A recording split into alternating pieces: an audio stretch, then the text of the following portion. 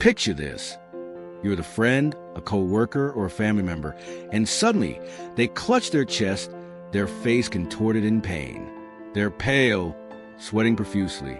Or worse, what if it's you feeling that crushing pain, unsure what's happening? These moments are more common than you might think, and they could be the first signs of a heart attack, a medical emergency where every second counts. Most of us freeze in these critical situations, unsure how to respond. But here's the good news. You don't need to be a doctor to make a difference. In this video, I'm going to teach you, step by step, how to recognize the signs of a heart attack and act quickly before the ambulance arrives. My name is Your Name or Omit as Preferred, and today we'll learn 3 simple actions that could save a life, whether it's a stranger, a loved one, or even yourself. These steps don't require fancy equipment or advanced training. They're things anyone of any age can do in just a few minutes.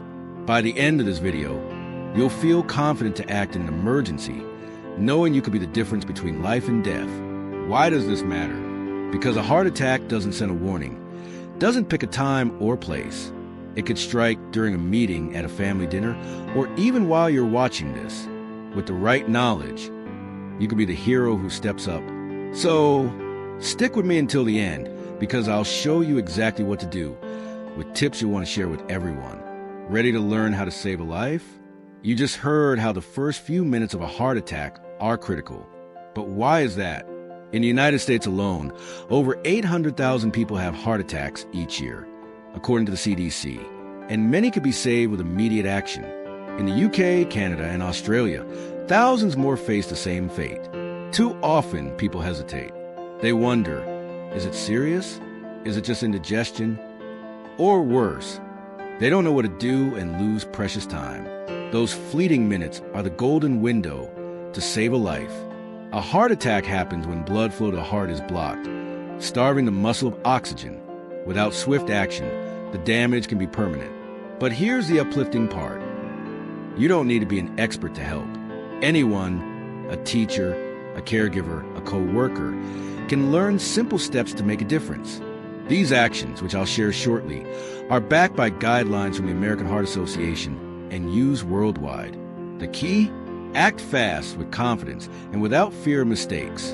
In an emergency, you might be the only one around. This knowledge isn't just for paramedics or doctors.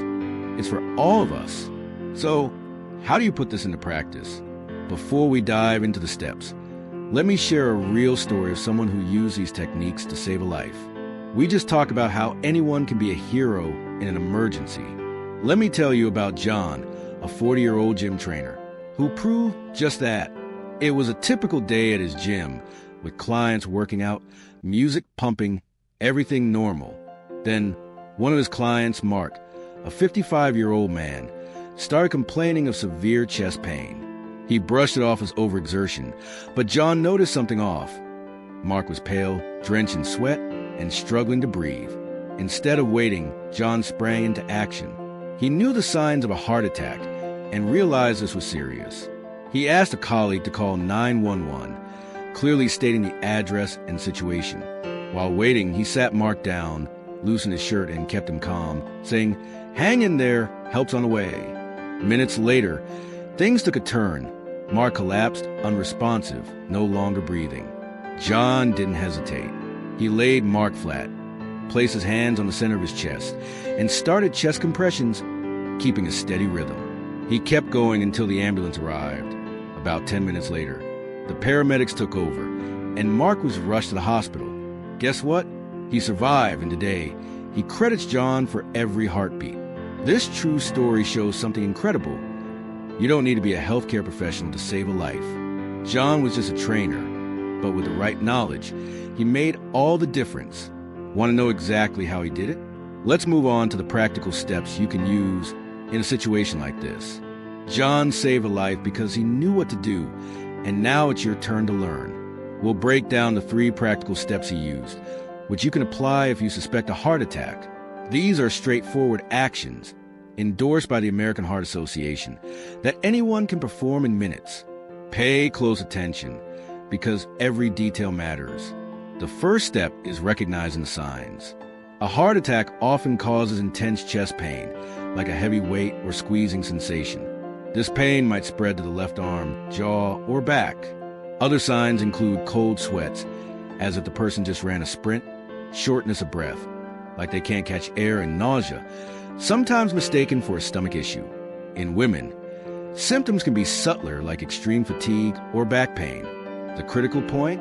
Don't wait for the pain to fade. If these symptoms last more than 5 minutes, especially in someone with heart issues or risk factors like diabetes or high blood pressure, act immediately.